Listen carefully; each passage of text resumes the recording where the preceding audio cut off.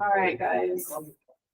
So this presentation, yeah, make sure you guys all sign in, please. I'm Mrs. Esparza. For those that don't know me, I think everybody in this room kind of knows me. So this presentation is going to be on financial aid basics. It's gonna, and I did leave you guys some papers to take notes and stuff because it's going to be a lot of information. It's going to feel overwhelming because there's a lot of moving parts to trying to get your education paid. So the reason for this presentation is to give you all the different aspects of where you can hopefully get free money or even student loans if you need to. So I try my best not to like lean towards one or the other, but sometimes it's hard for me because I really try to advocate to get you guys through school with the least amount of student debt. Okay. So this looks, can you guys see it okay? Yeah. It looks a little muted. Okay. So these are just some of the areas that we're going to be covering for financial aid. And so each person has their own unique situation. So some of these aspects that I'm going to be going through may help you with financial aid. And some of you may be in a situation where in your personal life where you could almost get all of your financial aid or all of your tuition paid for. It just depends where you go, what your situation is. Like, for example, if you are a homeless youth, if you have a guardianship, what are the other ones? There's one other one that I can't think of right now, but those are the type of situations where you could potentially get most of your education paid for, especially if you go to a community college. All right, first one is the biggest one, that's FAFSA and CADA. So these are, this FAFSA is for students who have like social security numbers or maybe were not born in the US, but have certain like visas, they can fill out the FAFSA. If you don't have a social security number, then you can fill out CADA. We're one of the few states who provide financial aid for undocumented students. So we definitely want to take advantage of that. So if you're planning to go to a trade school or a community college in the fall, which would be August 2024 or spring 2025, you should be doing your FAFSA or CADA right now. It is a whole new application. So if you have family and friends who have done it before and are may help you, just be careful with the questions because some of the questions can be tricky. And what we're finding with this new FAFSA application is some people are mistakenly eliminating themselves from getting financial aid. So if you decide to do it on your own, just make sure that you're reading the title and the description of the question fully, because you don't want to just eliminate yourself by accident. The other option is to meet with your counselor and we can walk you through it. And we are having like a FAFSA event soon. I have a slide up for that. So there's an opportunity for you and your family to come in with your laptops and then we can walk you guys through the FAFSA that way too. Filling out FAFSA or CADA is the only way that you guys are going to be considered for financial aid. And that's for state and federal financial aid. This is the only way. So FAFSA or CADA is the only way to get that. And every year, so let's say you guys are starting college in the fall. So on October 1st of every year, if you're planning to go to school the next year, you're going to be filling out your FAFSA or CADA. So it's not, you don't just fill out your FAFSA or CADA one time and that's it, you're covered for your whole college career. You fill it out every October 1st. Now, if you're in one of those special categories or you're considered independent, that's going to be really important because if you get a lot of financial aid and you miss and you miss filling out FAFSA every year, then you're not going to get that financial aid. So just somehow mark it in your cell phone, put a reminder every October 1st, fill out your FAFSA or CADA. Let's see. So what happens after you fill out the application? So the first step is to fill out your financial aid application. Then the next step is going to be to apply to your college.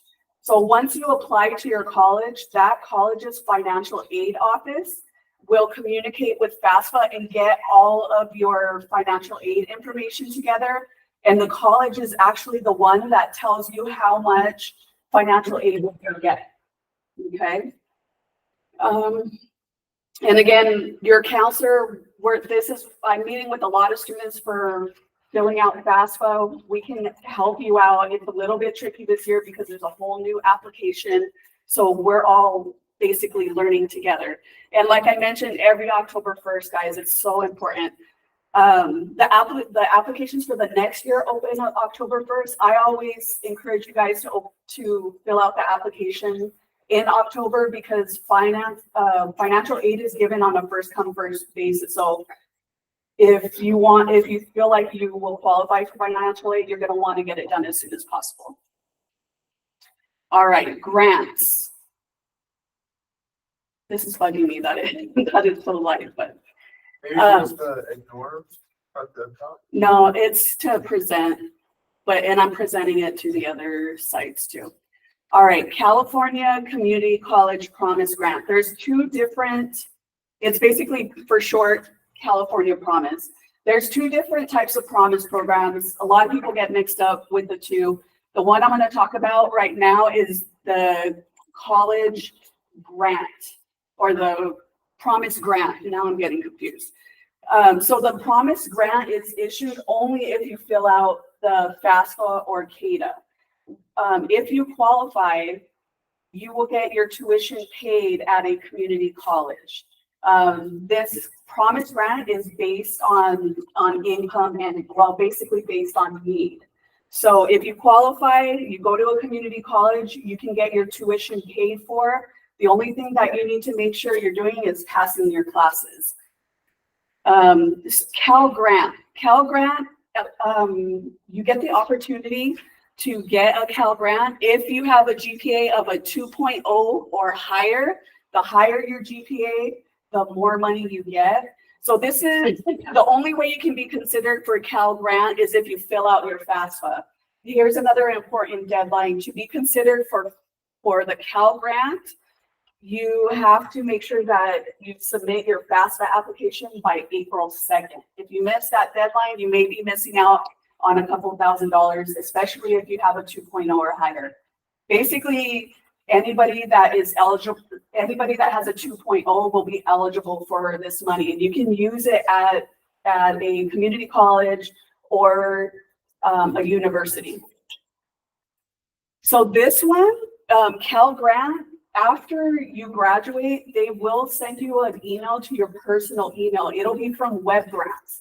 I think a lot of students miss it or they think that it's spam, but if you ever get an email from Web Grants or Cal Grant, that's them saying, hey, you're eligible for this financial aid. We want you to set up an account on Web Grants to tell us when you want the money. Do you want your grant now? Do you want to accept it? So if you have that 2.0 or higher, make sure that you're looking at your email to accept that grant. And grants is money that is given to you that you don't have to pay back. Again, the only thing you guys have to do is make sure that you pass your classes.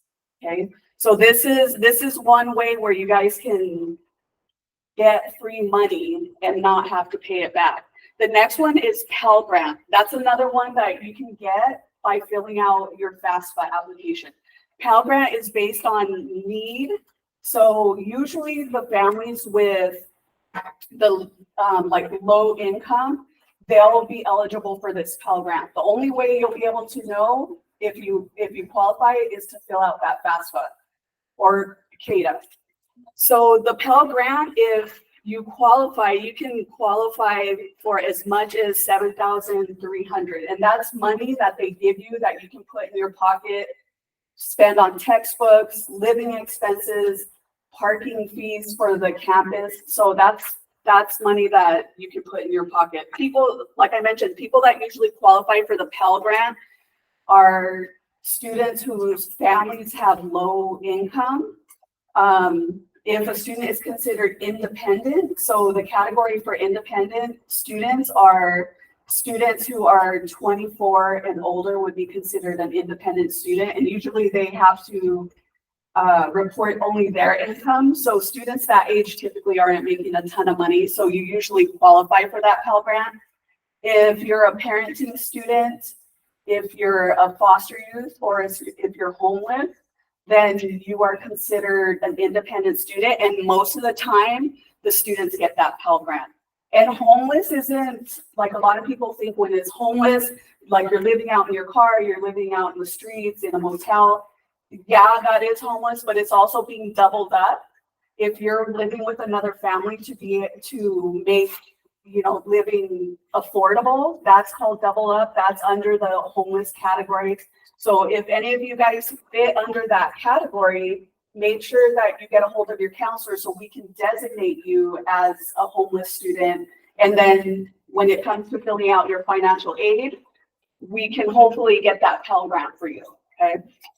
Chafee grant is for foster youth. So if you're foster youth, whoever you're doing your financial aid with, make sure that you're asking about that Chafee grant, because that's a whole nother grant that a foster youth can get. So foster youth can actually get this Pell Grant, can get this Promise Grant, and the Chafee grant. So there's a lot of opportunity for this. You guys have questions? Henry? By foster youth, you mean like being in the system from as a kid, and then like what? There's no To be considered a foster youth for the Chafee, I believe it's you being, and I'll double check and email you guys, but I believe, and counselors, if you're on here, correct me if I'm wrong, you can just unmute yourself. Foster youth is for students who have been in the foster system from, I believe it's 16 and older, okay? But I'll double check that. I think there's some categories where it's if you've ever been in the system. So even if you've ever been in the system, let me know so I can make sure that I'm getting you everything that you guys need. Okay? That was a good question. Okay, scholarships is another way to get free money. This is going to take a bit of legwork, but it's worth it. So the next slide, I'm going to be talking about the Innovation High Scholarship. Super easy scholarship application to fill out. I feel like we don't get a whole lot of students that take advantage of this. So if you apply, I feel like you get a pretty good chance of getting a scholarship. But of course, you have to make sure, because there's a 1 to 2 page essay that you write about yourself. But so you just got to put some work into that. Make sure that it's meaningful and that you're helping yourself stand out from all the other students. But I'll talk more about that Innovation High Scholarship. College scholarship and foundation department. So every college, even the trade schools, have a scholarship and foundation department. So no matter which school or university you're going to, you want to find out where's the scholarship and foundation department. So those are scholarships that are specific for students in that school. When I worked at a community college, there were quite a few times where this department got a hold of me and said, I have like 3 scholarships that no students have applied for. Do you have student recommendations? So I think one of the major reasons why students don't apply for this is because they think everybody else is applying for it. When in reality, there's not that many applying for it. So the good thing with the college departments is now they've made it to where you don't have to apply for every single scholarship that you're interested in. You apply with one application, and then the scholarship and foundation department goes through all their scholarships and sees which you're eligible for. So one application could potentially get you into like a couple of scholarships. Parent company. So if your parents work for usually a major company, but some smaller companies will have scholarships for their employees' kids. You're distracting me, Carlos. Why? Stop it. So after parents, if they work for a company, if they have any scholarships available, usually those are easy scholarships too. I know for when I worked at the community college, I had a scholarship available. My kids applied for it and they easily got like $500 each year. So make sure you ask for that. And then major companies also have scholarships. So any company you can think of, go onto their website and see if there's scholarships for the general public. McDonald's, TJ Maxx, Kohl's, they all have scholarships. So that's another way to try and find some free money. And also, if you guys aren't following the counselor Instagram, I'm always posting scholarship opportunities on there. And college like tips or cost saving stuff. So, or even like free or low cost resources. Just make sure that you guys are following. I'm updating it every day with resources for you guys. Any questions? Okay. So this is our innovation scholarship. Here's the eligibility requirements. I think the biggest one for our students is meeting that 2.75 GPA. So if you're meeting that, if you're turning in at least 1 credit per semester, or I'm sorry, no, that's not right. 1 credit each week, and you're graduating by this academic year, which means that you're graduating by June 30th, you're eligible for this essay, or I'm sorry, for this scholarship. So basically the way you get the scholarship, you can scan it here to get access to the application, or you can just let me know and then I can send that to you. So you're filling out a 1-page application, super easy. It's just asking for your basic information. Then you're gonna ask a counselor, a staff member, your teacher for a recommendation letter.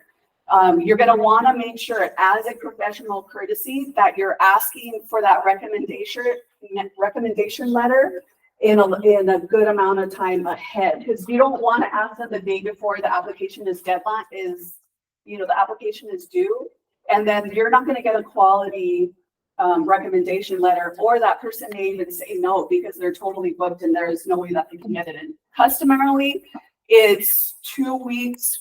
You want to give them at least 2 weeks to do a recommendation letter, okay? Especially if you want it thoughtful and you guys have been working with that person, you want to at least give them some extra time.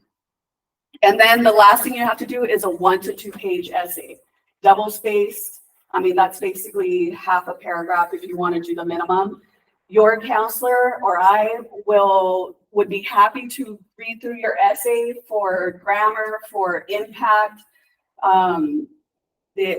What I usually like to do when I'm reading your essays is to make sure that you're standing out. If there's some kind of like special circumstance or some challenge that you guys have gone through, like I'm going to be asking you a lot of questions. Hey, how did you get here? How were there challenges along the way? And we want to highlight that in the essay. And we want to make the reader have some kind of feeling about that. So that's kind of what I do. I'd be happy to read your guys' essay. Again, just give me some time, especially if I'm getting a couple of essays. I don't want to be reading essays at night if I can help it. The Promise Program. So remember we talked about the Promise Grant. The Promise Grant is a state grant that is given to you based on financial need, and then your college, your community college is the one that decides whether or not you're eligible for it. The Promise Program is a community college program that is not a need-based program, but it has a lot of benefits for the students that are in there. So I'm going to use RCC as an example because I know they have like the maximum amount of benefits as far as this promise program. So if you were to go to RCC, get into the program, you could potentially get all your tuition paid. You can get $250 of a book grant, which will pretty much pay most of your books. And then you get priority registration. That priority registration is a big deal in college, because if you're looking for your first choice class and it's filled up already, all of the other students have registered for it, then you end up having to choose your second and third choice, or sometimes you don't get that one class that you need in order to graduate. Then you end up delaying a whole nother semester. So priority registration is a big deal. You get to register you're pretty much the first group of students that get to register for their classes, which means you probably will be able to get your first choice classes. So the Promise program, how you get in. First of all, it's only for students who have recently graduated from high school and are going into their first year of community college. That's the only time you can get in. And it's not, each college only has a certain amount of spots. So you want to try to get in as soon as you can. And they only take new students into the Promise program in the fall semester. So that's August. So for example, if you're planning to go to a community college, go to RCC or Moreno Valley College in August, you should be submitting your college application now, because the Promise program, they basically look at the applications, see that you're just graduating from high school and it's going to be your first semester in college. They add you to a list. And then in April, they'll send you an email saying, hey, we have a spot for you in the Promise program. Are you interested? So that's when you reply and do whatever they're telling you to do. They're going to probably have you do an orientation, have you sign a contract. The thing with the Promise program is they do require you to go full time. So that's 12 credits each semester. Typically that's 3 to 4 classes each semester. So they want you to go full time. They want certain GPAs. Sometimes it's like 2.0. They want to make sure you have a C average or 2.5. Each school is a little bit different. There are some schools that only cover tuition for one year. That's like Moreno Valley College, Norfolk College, MSJC. I think they cover 2 years, and RCC covers 2 years. So the best case scenario for someone that's either a special circumstance student, remember that's foster youth, or an independent student, the best case package that you could get for a community college is to qualify, you can't see it, but qualify for that Pell Grant, which is money in your pocket, that's $7,300, and get into the Promise program. Because then if you're in the Promise program, you get that Pell Grant, you're basically getting your tuition, all your tuition paid for. You're getting $250 for textbooks, your priority registration, and then $7,300 to put in your pocket. Like you're basically going for free. And then in those cases, like you got to make sure that you're on it with submitting your FAFSA or CADA, because that's the only way you're going to be able to get that. Student loans. So on average, for students that are working on their bachelor's degree, their associate's or bachelor's degree, they take out student loans. The average is about $38,000 in student loans. So when you fill out FAFSA and CADA, they typically will offer you a student loan. You don't have to take it. If you need to take it because let's say your school gives you your financial aid packet and they're only covering 80% of your tuition and your school costs. So you're not able to work, or you just need some way to cover that additional 20%. Then this is an option. You can take a student loan out. I would recommend only take out the amount you need. Sometimes I see people taking out student loans just to live on, to pay their rent. that's like, you guys can get yourself into a huge heap of mess there. It's not made to live on, it's made for school purposes, tuition, textbooks, that type of stuff. It's not free money. You have to pay it back. Depending on what type of loan you get, once you graduate, you start paying these student loans with interest. The only way these student loans go away is if you pay it in full or you die. That's it. I mean, you can go bankrupt.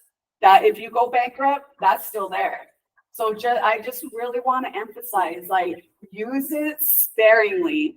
You can, even though FAFSA Arcata offers you a student loan, you can always shop around for better interest rates.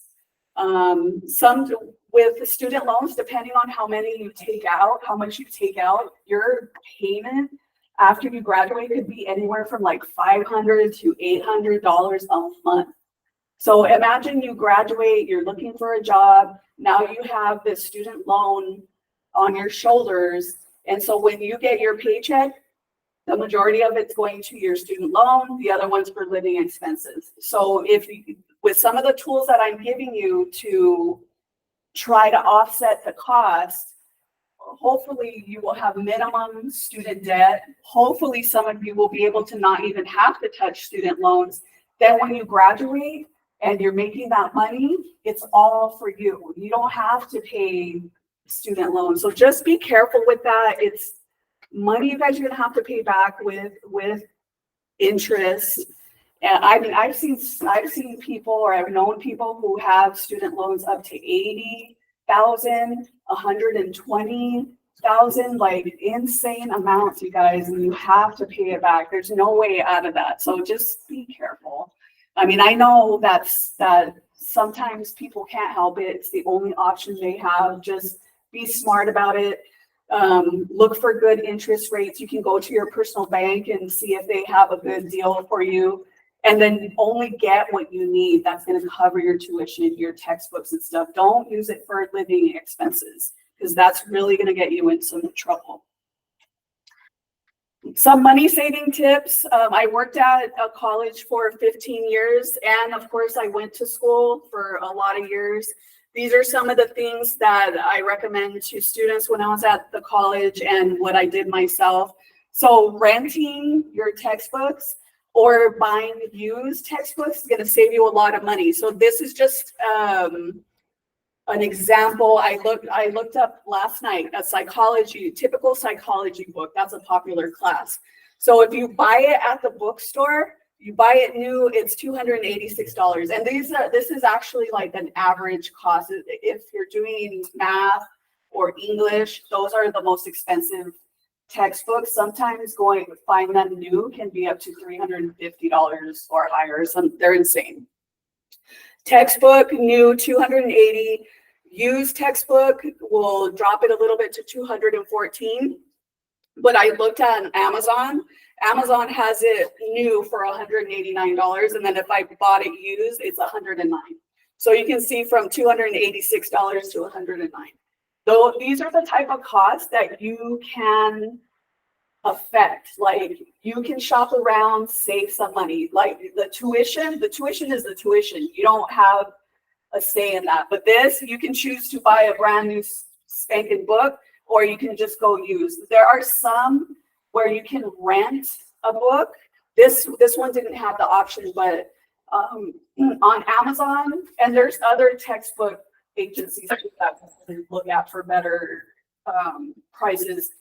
But there is an option where you rent a book, the company basically sends it to you, and then at the end of the semester, you send it back. That's really the cheapest. But I looked at a couple of books and didn't see the rental option too much, so I don't know if they're like phasing out from it or not. But if you see rent, try that. That's going to be the absolute cheapest for you. Or even an electronic book too. That's another way to save money. All community colleges and universities have food pantries, healthcare centers. That's all included. You have access to this because it is built into your tuition fees. So like the health center, you can get like sexual health stuff, you know, condoms, whatever. And you can get a flu shot, you can get cold medicine, you can get like counseling services. That's all kind of free to you because when you pay your tuition, there's a little fee there that pays for it basically. So like community college, I know those fees are like $36. So that's not a lot for all of those things. Food pantries, if you guys are having a hard time, you know, you guys ever heard of the starving student, that they have food pantries there. All you have to do is show your ID, and then they have a whole room set up where you can get whatever it is that you need.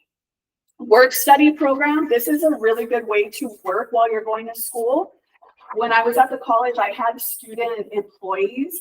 And so these students earned minimum wage working on campus. And what I would do is I would schedule hours based on their schedule. So every semester I'd be like, okay, tell me what your schedule is for next semester so I can schedule your work hours. If you're on campus and you see a student that's working, ask them like, hey, how'd you get this job?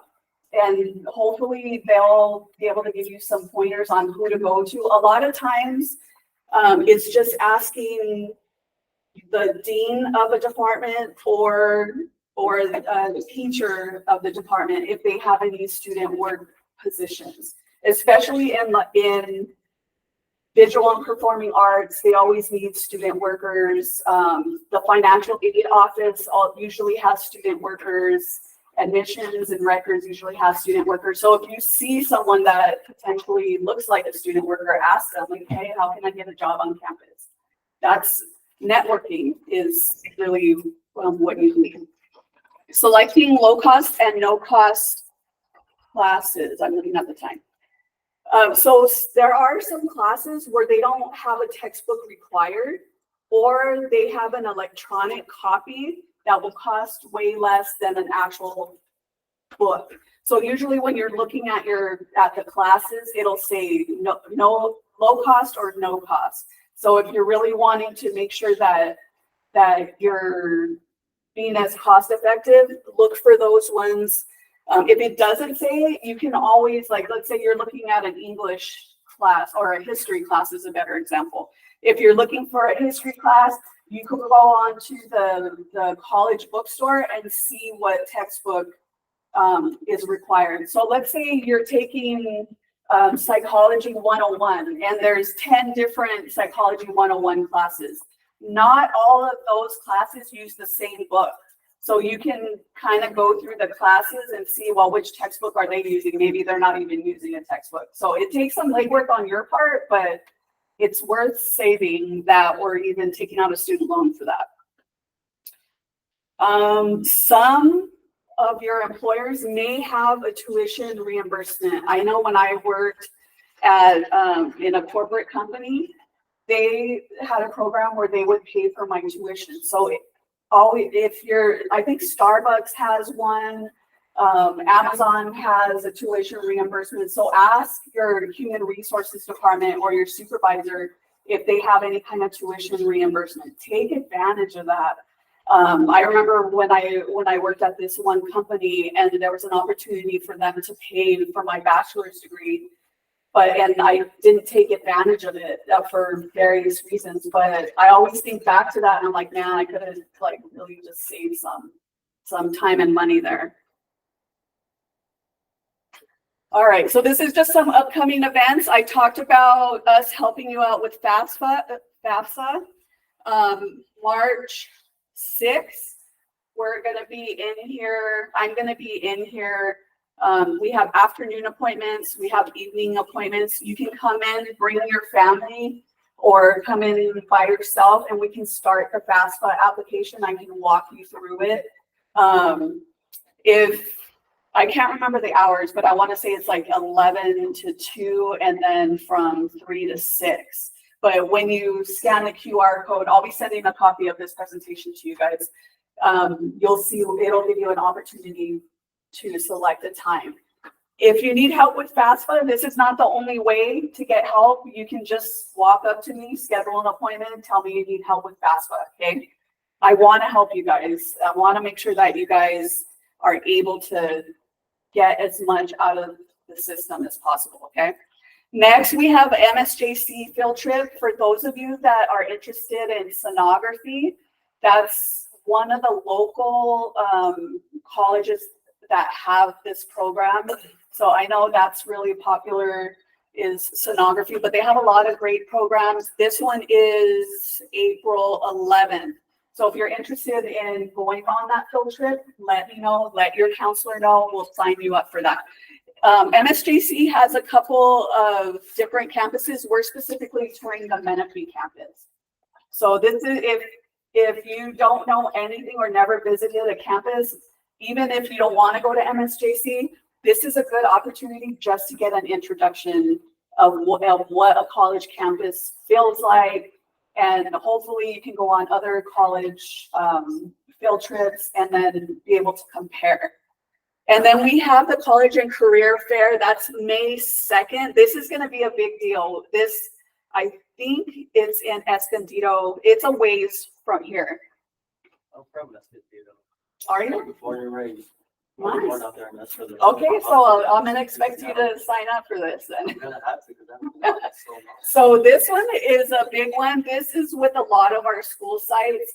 It's kind of like a huge conference. They'll have all kinds of exhibits set up, college and career tables, a lot of information.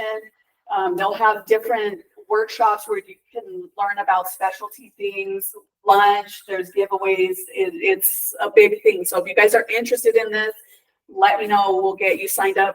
Space is limited for each of our sites. I think we only have 20 spots. So just make sure that you let me know as soon as possible so I can get your spot reserved.